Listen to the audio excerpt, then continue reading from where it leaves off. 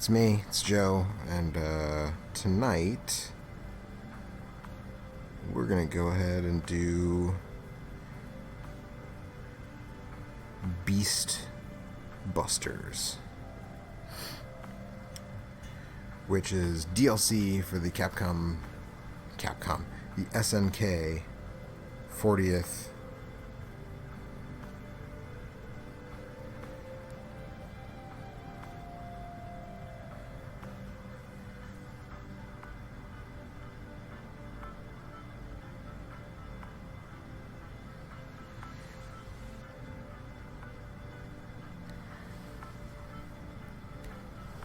and so it's a light gun game, sort of.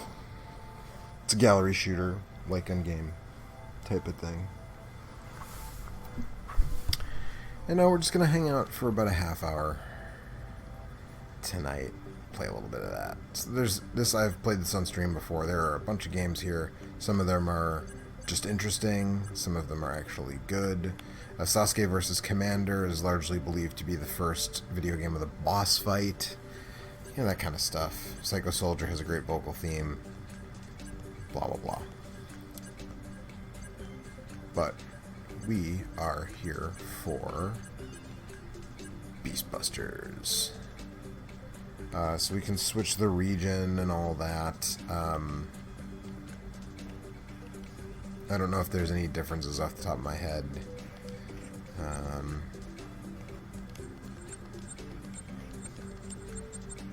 just going to set everything to the defaults, I guess.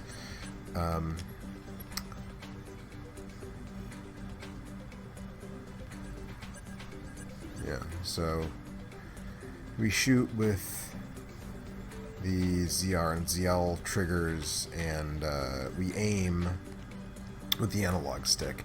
Now with the Joy-Cons, I'm going to be honest, it's not a great experience. But the throw on the Pro Controller feels a little better.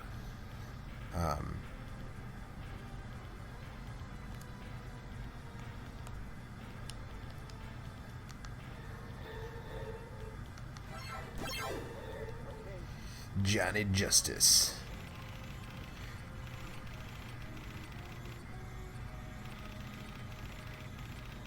Oh, we've come to solve the mystery.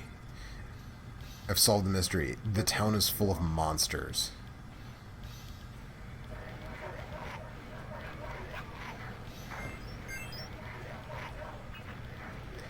And zombies with guns.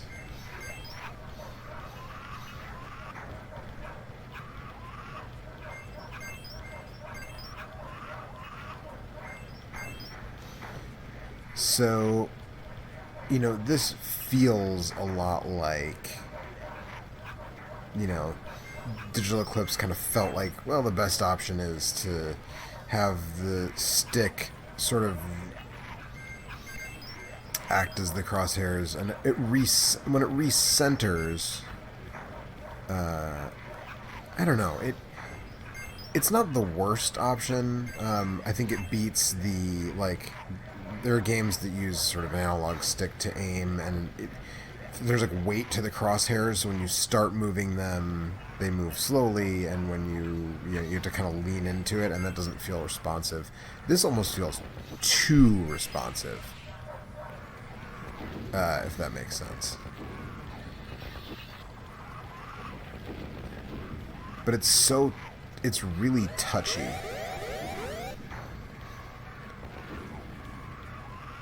Which,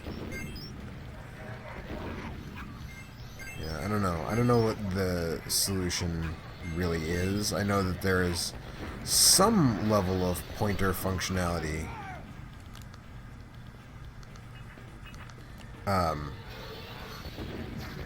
You know, there's some level of pointer functionality with the Joy-Cons. I don't know how easy or difficult that would be to implement in something like this. Probably not easy. So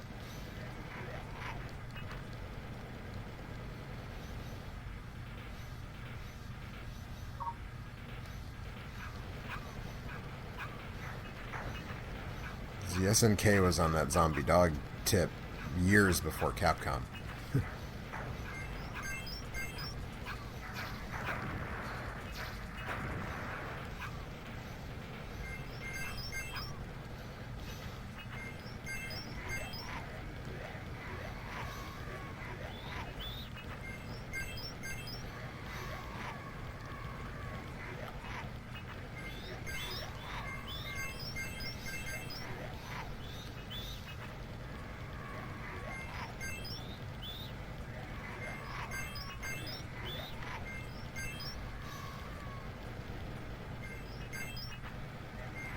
So there's like a pseudo sequel to this game for the Neo Geo Pocket Color, called Dark Arms Beast Buster, which is really not a sequel.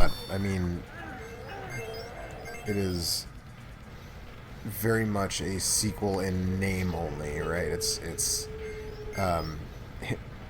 more like if Zelda was a horror game, kinda.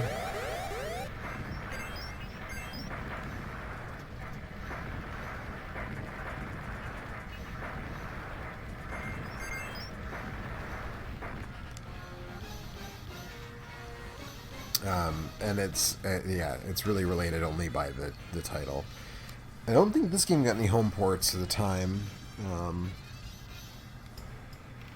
Obviously not ones that were published by SNK, because if they were, they would be on this collection, because all the home ports that were actually done by SNK, which is basically like the NES ports, those are all... I like that I don't get...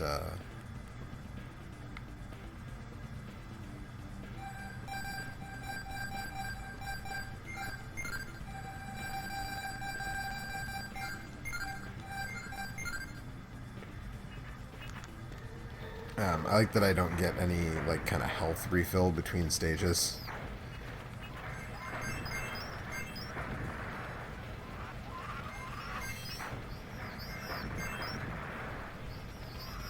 This is, like, very obviously, quarter muncher type of game. Like, I'm guessing that it just doesn't scale between 1 and 3 players. I obviously don't have 2 more people to play this with me right now to be able to confirm that, but I mean,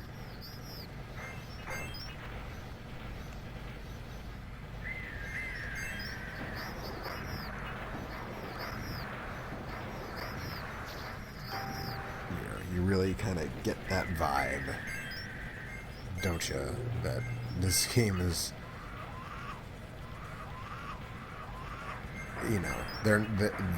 the same number of enemies are going to show up no matter what. And if you are playing by yourself, they are going to overwhelm you. Just like that.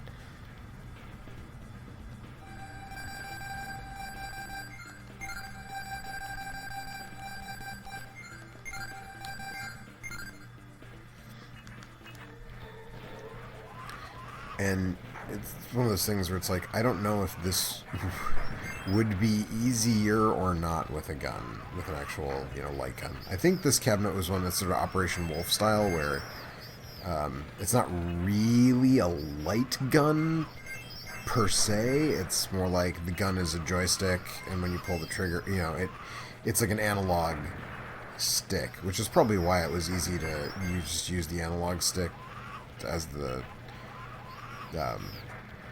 targeting reticle, but those guns don't auto-center like an analog stick on a controller does. So, sorry, are these twin Jason Voorheeses with Uzis? Because that's certainly what they look like.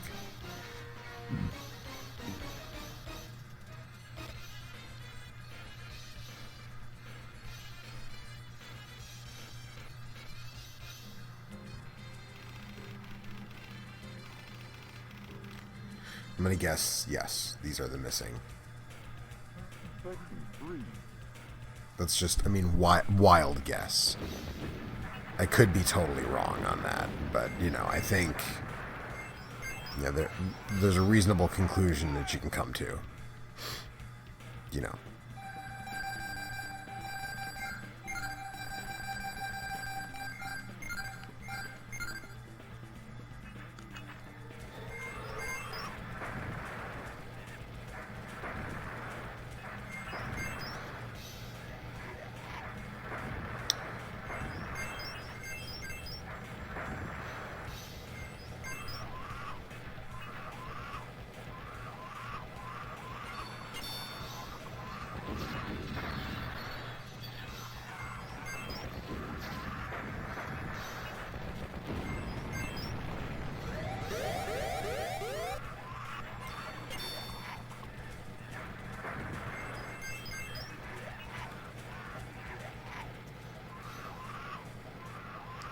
this really has that Operation Wolf feel. That game is also like pretty overwhelming. It wasn't really until the 90s, I think, the later 90s, that you really got light gun arcade shooters that kind of gave the player a genuinely fair shake. Stuff like Time Crisis and House of the Dead. Time Crisis especially, because you can take cover in that game. Your fight is really against the clock. You don't really ever have to expose yourself to enemy fire in Time Crisis.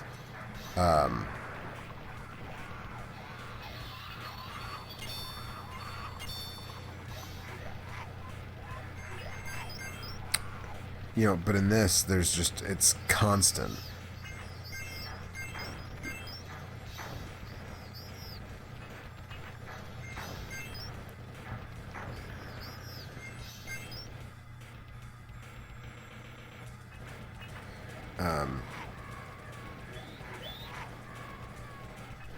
But this time, like Terminator 2. I played Terminator 2 with Eric Grider from Game vs. Game 2 summers ago. I was in Cleveland for work, and we went to 16-bit. We played some T2. That game is ridiculous. It is so unfair. It is such a quarter muncher. Very similar to this. That's just that was kind of the style.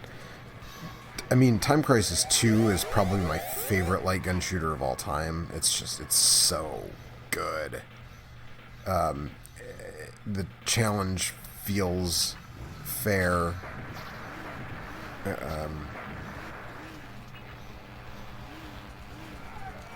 Like, again, unlike this game, which is, I'm just, like, not really sure what I was supposed to do there.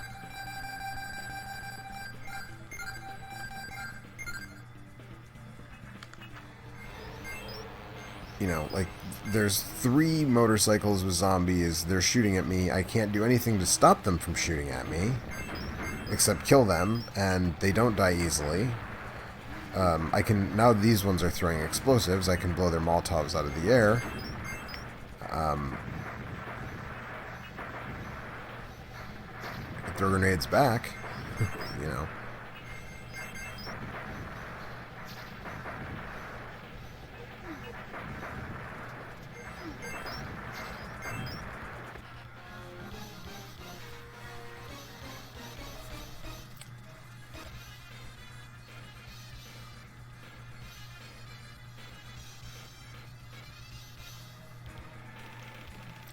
It's safer near the river. I'm going to guess it's not actually safer near the river. That's just, I'm just spitballing here.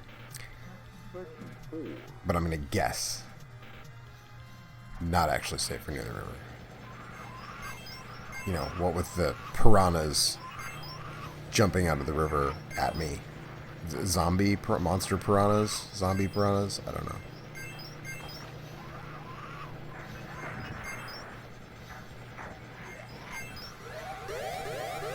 And of course, like, dudes in the background on this wall.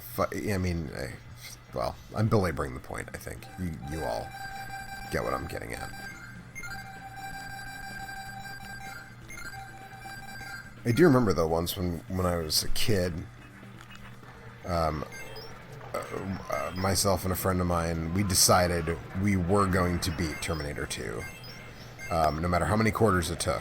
Like, that was it. We were doing it. We were going to the arcade. We were, we each brought like $20 or whatever. And, like, we were ready to just be like, we are doing this. We are beating Terminator 2 today. And we did. We did. And I think we each went through probably $10 worth of quarters. Which would be 40 tries. Because I think by that time the game was down to a quarter.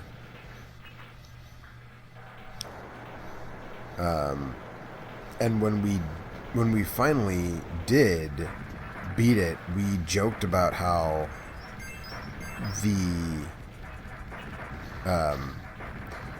So the guns on the Terminator 2 cabinet have this have a knocker inside them that sort of simulates the force feedback of firing a machine gun.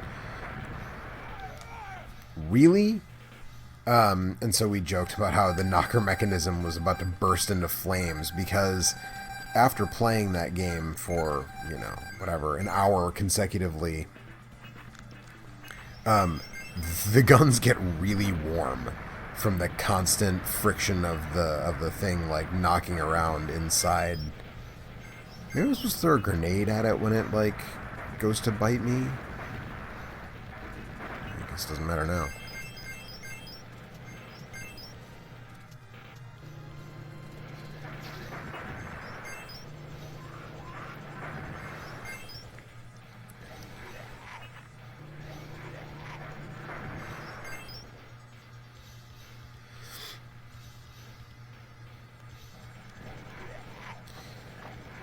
So yeah, I mean, this is a cool looking game. Actually, I'm sorry. You know what? There actually was another sequel to this game for the Hyper Neo Geo 64.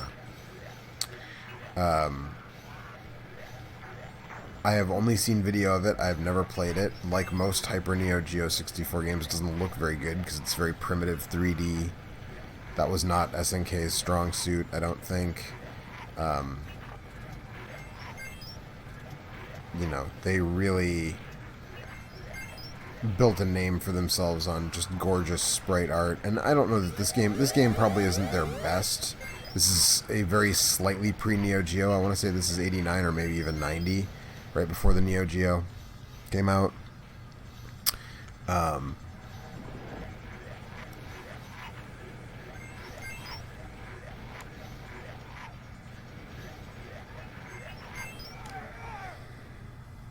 Can't shoot two zombies at once, man. Can't do it.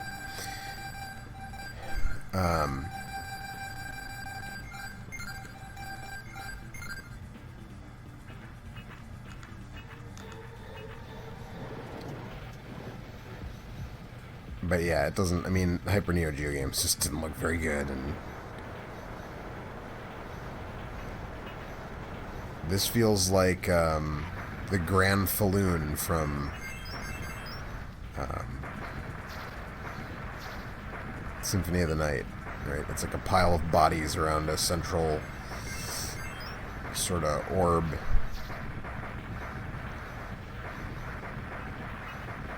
thing.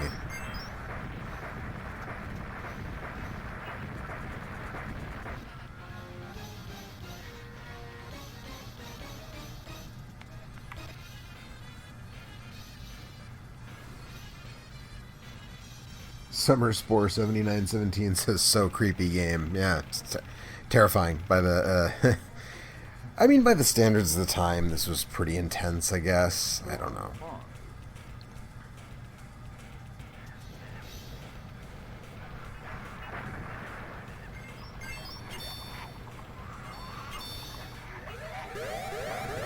Yeah, I get it. I'm about to die.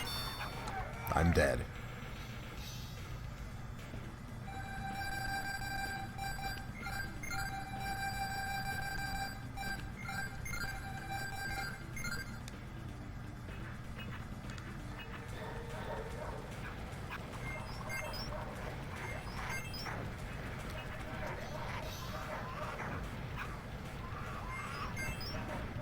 Whoa.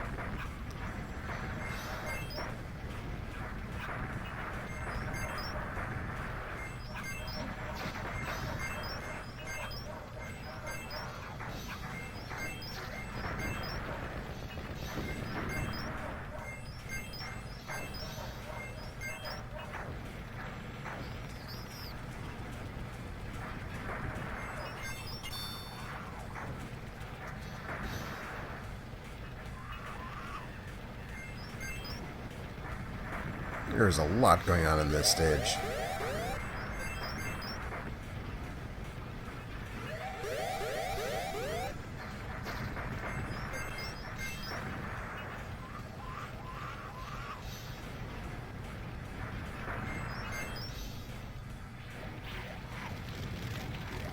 That's a cool grenade. I like that there's various grenades, but I wish there were more guns.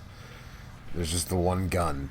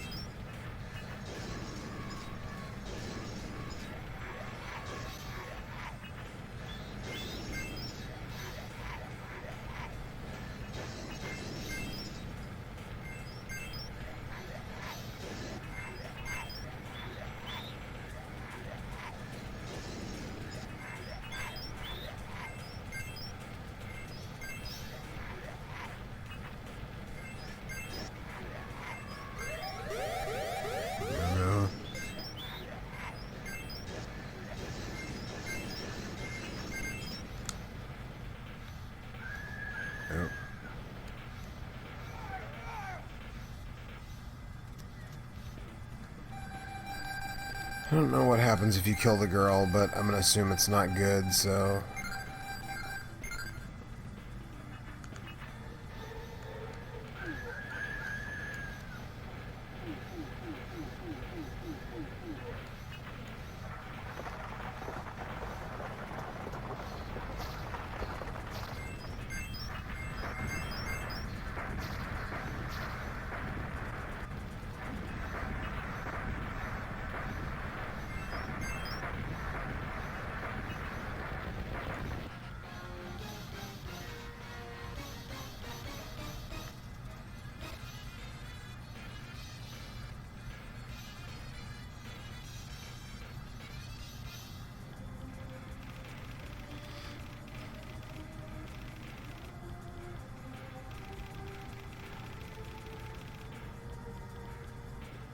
Wonder if she dies no matter what.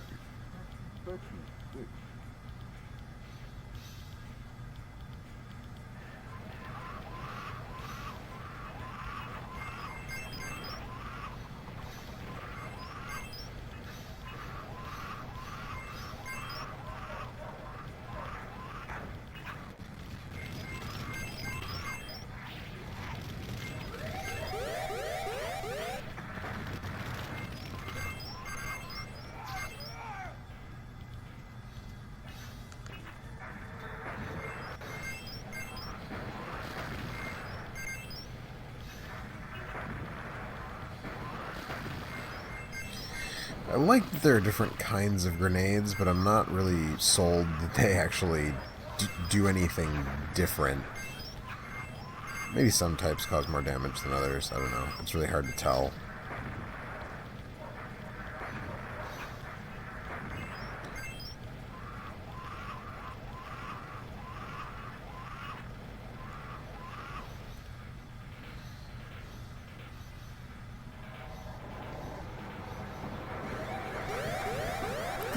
This is the kind of... This is what I come to my horror game. Oh wait. I was going to make a sort of sarcastic remark about like, oh yeah, I definitely want to fight a Jeep. That's what I play my horror games for. But it turns out that this Jeep is like alive and it's actually a monster. It sort of looks like the bad guys in Jason the Wheeled Warriors, which is not actually a very good cartoon. Some of the character designs are super dope and the theme song was awesome.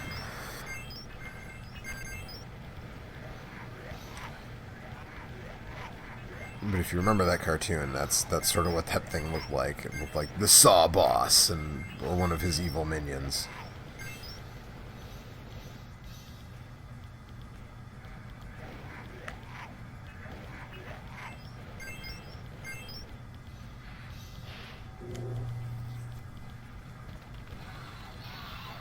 Smoke Monster says, I see Freddy in that a bit. Yeah, there was a little bit of Robert Englund in there. I can see that. I know I lose my cool grenades when I die. It's a good incentive that if I pick up cool grenades, like that one, to just, like, use them. Yeah, Freddy and Jason especially. You see more Jasons than you do Freddys. In classic Japanese games. Probably because it's easier to just be like, no, it's just a hockey mask, than it is to be like, that just happens to look like well-known actor Robert Englund, for whom we did not pay the likeness right.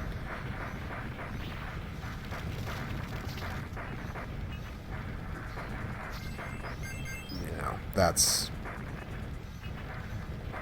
Oh, I can only damage it when the mouth is open. Okay. Should have been more judicious with my grenades.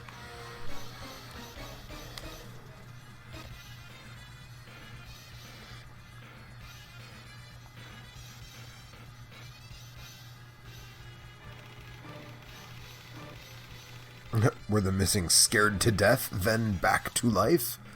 Scared back to life?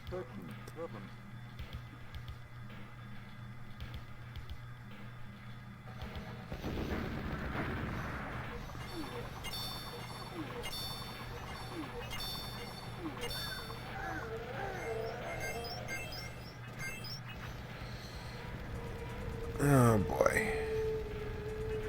I already can tell what's going on here. It's a boss rush.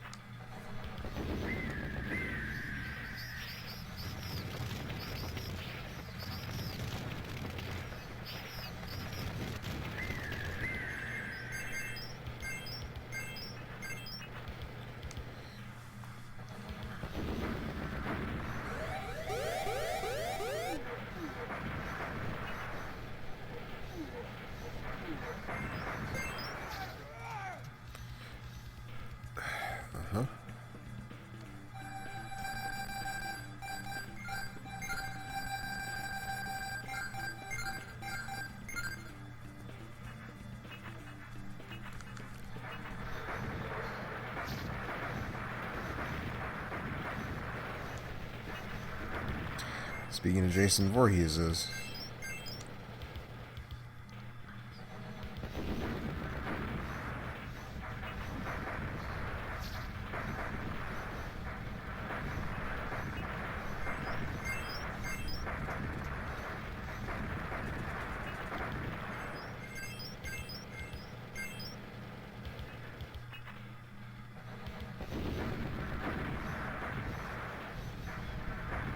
More grenades would be good.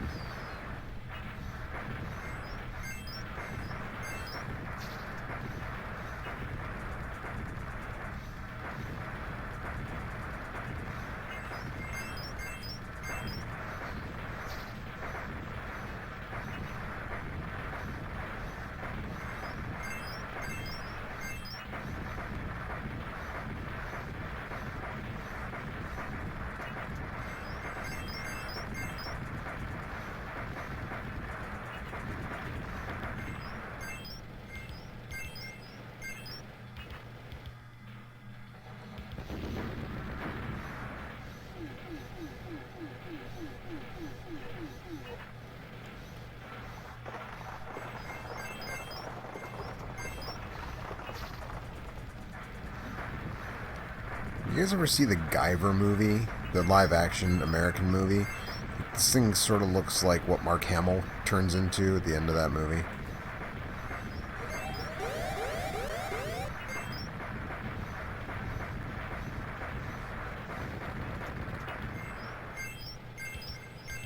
Just like, also, side note, if you haven't seen the Guyver movie, you should see the Guyver movie. Of course I am. The American Guyver movie was my introduction to the Guyver. I didn't realize it was an anime before it was a live-action American movie, and I still think it's probably the best live-action American adaptation of an anime ever made, because it is basically Screaming Mad George, just like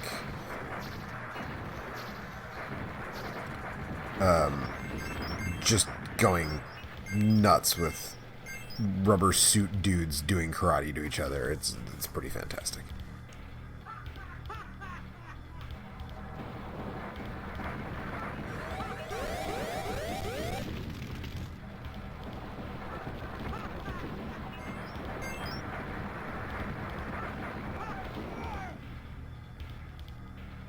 feel like I already killed the evil doctor, but I guess, like, we're doing this again.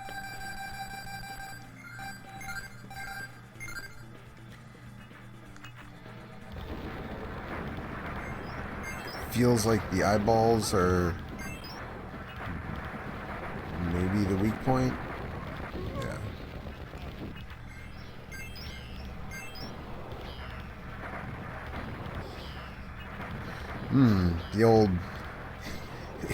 The old missile launching brain, that old chestnut.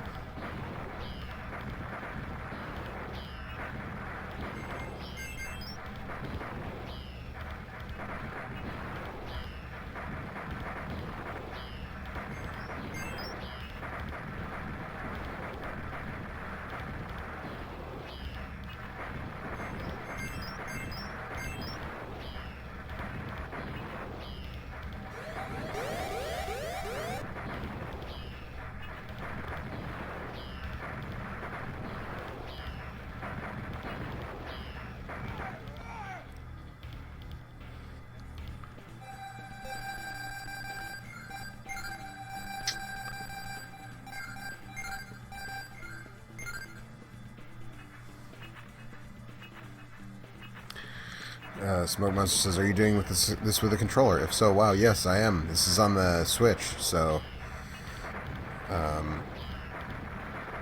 yeah, I didn't change the game name or anything on the stream title. That's my bad.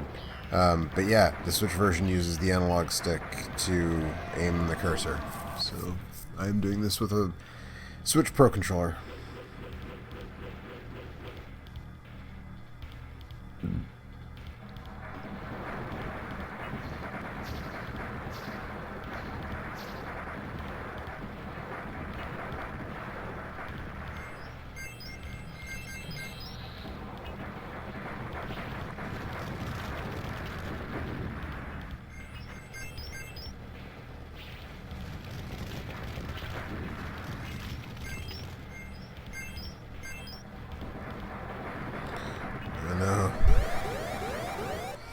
Used all my grenades.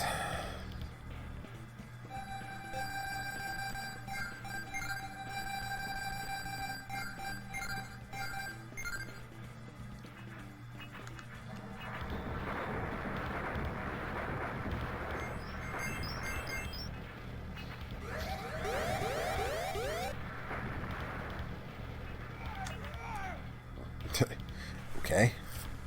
Sure. I like that the enemies at the end of the game are worth so many points that I just posted a 3rd place score for killing like a handful of gun pods. Oh, come on.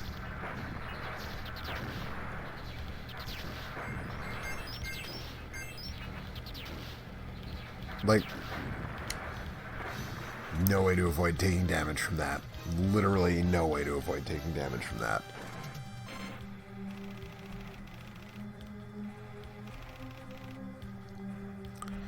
They will, at least 2 more times.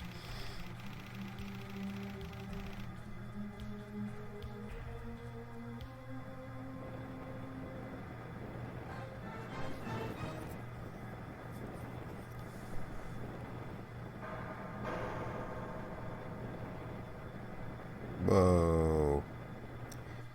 Okay, so I don't know if I... Like, the girl who dies at the end of stage 5 says to destroy the 5th one, but it's never super clear what that... Like, I was looking out for stuff that would be the 5th of something, and I didn't see it. Well, whatever. Anyways, that's Beastbusters. Thanks for hanging out, everybody. That's gonna do it for tonight. As I put my name in.